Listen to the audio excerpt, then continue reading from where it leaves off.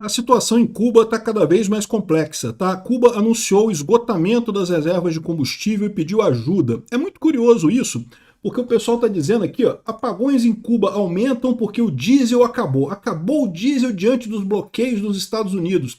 Sendo que outro dia mesmo chegou um navio russo lá e desembarcou em Cuba e botou dinheiro lá, botou combustível lá. Os Estados Unidos está fazendo um bloqueio sim, mas não está fazendo um bloqueio super rigoroso contra Cuba não. Deixou o navio passar, forneceu combustível para Cuba, é que Cuba não tem dinheiro, não tem como pagar, e os outros países têm seus problemas também, né? Então, ou seja, esse que é o problema no final das contas, né? É a falência do Estado cubano, que já está demorando até mais tempo do que devia, tá?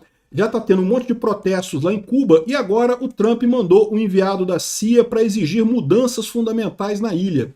E também estão se preparando aqui para processar o ditador, o Raul Castro, que seria ainda o chefe do regime lá, né? O Raul Castro, ele pode entrar no mesmo esquema do Maduro, tá? Eu não descarto essa possibilidade não, talvez seja esse o esquema que eles façam, a mesma coisa que fizeram com o Maduro. Eu sou Peter Turguniev, esse é o canal Ancapso e essas notícias foram sugeridas por o Lote do IP e do Geraldo, talvez eu vote no Zema e várias outras pessoas. Obrigado aí ao pessoal que sugeriu notícias lá no nosso site, no visãolibertaria.com, e obrigado a você que está assistindo o nosso vídeo. Se você gosta do nosso conteúdo, por favor, deixa o seu like, se inscreva aqui no canal, né?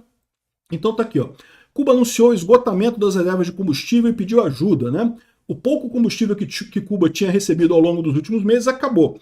Repara, Cuba recebeu combustível nos últimos meses. O problema todo é o seguinte: quem abastecia Cuba era a Venezuela do Maduro. E agora que a Venezuela do Maduro não vai mandar mais combustível para Cuba, aí fica o pessoal lá na Rússia mandou, o México mandou, mas esse pessoal não tem como manter a Cuba, né, bancar esse custo enorme que tem de Cuba lá com combustível. Então Cuba ficou sem combustível, tá lá, não tem mais combustível, né? Em Havana, centenas participaram de protestos contra o bloqueio dos Estados Unidos aqui, ó. Protestos eclodem em Cuba enquanto o regime menospreza a ajuda enviada pelos Estados Unidos. O agravamento da crise energética em Cuba gerou uma onda de protestos contra o regime em diferentes pontos da ilha nas últimas horas. Então tem protestos contra o regime comunista e tem protestos do regime dizendo que a culpa é dos Estados Unidos, o que é tradicional nesse caso, né? Até o momento, foram relatadas manifestações nos municípios de San Miguel del Padrón, Dias de Outubro, Plaza de la Revolución, na província de Havana, das quais a população se dirigiu às ruas, batendo panela e entoando slogans contra a atual gestão, né? O episódio de revolta contra o regime cubano coincidiram com um apagão surpreendente que deixou simultaneamente 70% da ilha sem energia em um momento de alta demanda energética. Os dados foram coletados por informações lá da União Elétrica, União Elétrica, que é o órgão estatal lá da ilha, né?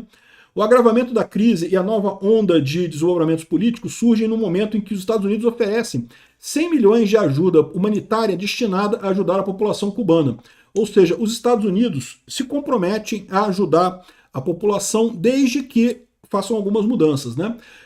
A oferta, no entanto, segue sendo menosprezada pela ditadura liderada pelo Miguel Díaz-Canel. O Miguel Díaz-Canel quer continuar com a narrativa de que os Estados Unidos estão batendo na gente, mandem ajuda, por favor. Esse pessoal sempre ganha dinheiro dessa forma, né? Culpando o embargo americano, mas eles mesmos ganhando dinheiro com doações e ajudas, enquanto o povo cubano fica cada vez mais miserável, né? A ajuda foi amplamente divulgada pelo Departamento de Estado americano, que reiterou publicamente a oferta dos Estados Unidos nesta quarta-feira, dia 14. A transferência do valor seria feita em coordenação com igrejas católicas e outras organizações humanitárias independentes e confiáveis. Ou seja, os Estados Unidos quer dar o dinheiro, mas não vai dar o dinheiro na mão da ditadura cubana, não. Vai dar dinheiro para as paróquias católicas em Cuba e aí elas distribuiriam o dinheiro para a população cubana, tá? Washington afirma ter feito inúmeras ofertas privadas às autoridades de Havana nos últimos meses, entre elas o apoio para um serviço de internet via satélite gratuito e os mencionados 100 milhões de dólares. Por sua vez, o regime tem rejeitado essa ajuda. Eles sabem que se botar internet na ilha, por exemplo, piora a situação deles. Eles não querem isso, eles querem continuar Cuba toda miserável e eles ganhando dinheiro, né? Na última sexta-feira, o chanceler cubano, o Bruno Rodrigues, chamou a oferta de fábula. Já o ditador cubano acusou nessa quarta-feira os Estados Unidos de sufocarem o país caribenho com um genocida bloqueio de energia. Caramba, outro dia mesmo chegou o navio da Rússia aí, não tem bloqueio nenhum, né? Os Estados Unidos proibiram a Venezuela de exportar para Cuba. E a Venezuela que estava bancando Cuba que acabou a parada, né? Dias-Canel afirmou nas redes sociais o agravamento drástico dos apagões no país que tem uma única causa, o genocida bloqueio de energia do qual os Estados Unidos submetem Cuba, ameaçando com tarifas irracionais qualquer nação que forneça combustível. A Rússia pode botar, porque a Rússia, o Trump não bota tarifa na Rússia por algum motivo. Ele tem alguma tara sexual com o Putin que ele não bota tarifa na Rússia. O secretário de Estado americano Marco Rubio declarou na noite passada que a ilha é controlada por generais militares. A riqueza de Cuba é controlada por uma empresa de propriedade de generais militares que ficam o tempo com todo o dinheiro. E a verdade é essa mesmo. É o que eu falo para vocês, isso é o comunismo. Os comunistas dizem que não, que a gente vai acabar com a desigualdade, vamos acabar com as empresas, né, com os patrões e com os empresários, e vamos acabar com a desigualdade. Não, na verdade o que acaba acontecendo é uma desigualdade muito maior entre o governo, né, o regime que dirige a ilha e a população que fica totalmente na merda no final das contas, né?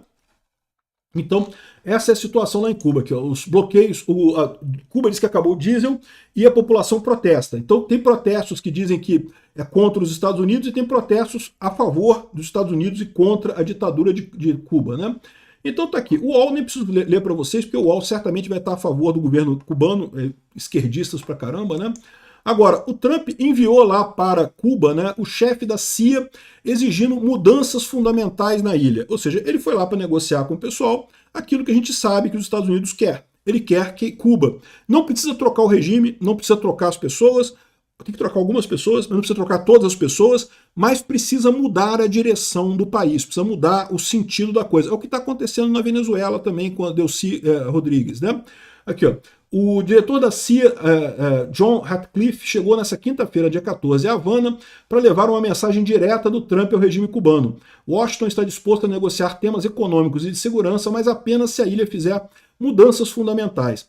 A visita foi confirmada pelo próprio regime cubano e ocorre em meio a uma das fases da maior tensão bilateral em décadas.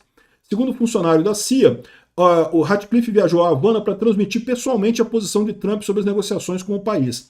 Estados Unidos estão dispostos a se comprometerem seriamente com temas econômicos e de segurança, mas apenas se Cuba realizar mudanças fundamentais. De acordo com a imprensa internacional, ele se reuniu na quinta-feira com altos funcionários do regime comunista, incluindo o ministro do Interior, Lázaro Alves Casas, autoridades ligadas ao serviço de inteligência da ilha e outros, né? Então, essa é a situação. Os Estados Unidos estão pressionando o governo a fazer essas mudanças. Eles querem a saída do Dias-Canel. O Dias-Canel tem que sair. E agora também os Estados Unidos estão se preparando para processar o ex-ditador cubano Raul Castro. Segundo a cadeia de notícias CBF, uma possível imputação penal pela derrubada de aeronaves humanitárias em 1996 marca um novo capítulo da pressão de Washington que existe reformas profundas no regime cubano. Então, lembra, como é que eles resolveram a situação na Venezuela? Processaram o Maduro por narcotráfico, aí eles têm justificativa para ir lá e pegar o Maduro, entraram na Venezuela, fizeram uma operação, diga-se de passagem, uma operação muito bem feita, uma operação de muito sucesso, foram lá, tiraram o Maduro da Venezuela, prenderam ele lá em Nova York, e aí rapidamente conseguiram ajeitar lá com a Delcy Rodrigues, né, um governo que não é um governo, é a mesma equipe chavista lá, o mesmo pessoal chavista, mas agora está obedecendo ao Trump, está obedecendo aos Estados Unidos, está indo numa outra direção, né? E os Estados Unidos estão se preparando para fazer a mesma coisa. Estou avisando, sabe o que vai fazer? A gente vai processar o ex-ditador, o Raul Castro. O Raul Castro, esse velhinho aqui, ele está vivo ainda, tá? Saiu uma notícia há um tempo atrás que ele teria morrido. Mas sabe como é que é, né? Vaso ruim não quebra, né? Ou melhor, né? Cocô flutua, né? Cocô fica boiando nessa coisa. Esse cara é difícil desse cara morrer, né? Igual o Sarney, cara. Esse pessoal não morre. É o Lula também. Tá mais que na hora desse pessoal morrer já. Enfim, mas o Raul Castro continua lá vivo, né? Mas aí os Estados Unidos pode fazer a mesma coisa. Tá ameaçando ir lá, prender o cara, ainda pode prender o Dias-Canel também nessa operação, levar os dois para prisão e pronto, né? Porque lembra, os Estados Unidos não querem entrar em guerra com país nenhum, mas eles têm a licença, né, na Constituição americana para fazer operações para cumprir mandados de prisão em outros países. Então eles podem ir lá e mandar prender. E prender o cara. Já fizeram na Venezuela, por que não fariam em Cuba, né? Eu tô para te dizer que deve ser muito mais fácil fazer em Cuba do que fazer na Venezuela. Cuba está na miséria há muito mais tempo, vai ter muito mais dificuldade de reagir a essa invasão americana, né?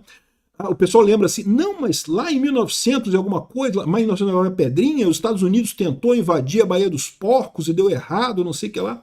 É lá naquela época que Cuba tinha o apoio da União Soviética, tinha o regime não tinha colapsado completamente, né? Eles ainda tinham força para fazer isso. Hoje em dia, eu acho que não conseguem nada, meu amigo. A diferença tecnológica é tão grande. Naquela época, a diferença tecnológica não era tão grande assim. Hoje em dia, a diferença tecnológica entre Cuba e Estados Unidos é muito maior. Né? E Cuba piorou muito, né? Ficou sem dinheiro, sem armas, sem nada, não tem mais apoio da União Soviética como tinha na época. Eu acho que se os Estados Unidos fizer agora repetir a mesma operação da Baía dos Porcos, consegue tomar Cuba muito facilmente, né?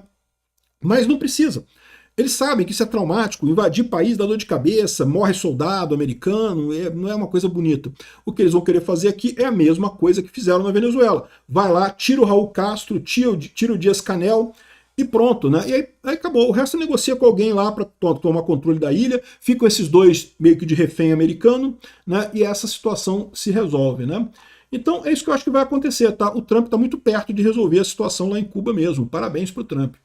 Agora, uma outra curiosidade que saiu na imprensa aqui agora, um livro que destacou aqui, ó, a biografia de Lula, da Companhia das Letras, tá? Do Fernando Moraes, contou uma história que em 1990 a Marisa Letícia, que era então esposa do Lula, né, quase conseguiu matar o Fidel Castro. Olha que coisa, por pouco, cara.